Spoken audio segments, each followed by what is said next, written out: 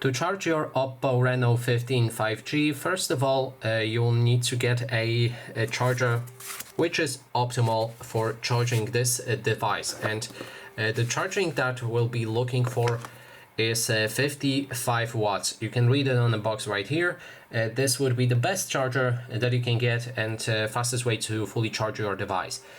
So if you get a charger between those 10 watts or up to 55 watts, you need to get a cable. This device does come with the cable, so it's just fine to buy this phone and then the charging brick separately. Then make sure that you take the USB-C end of that cable, and you can plug it into the bottom side of your phone right here.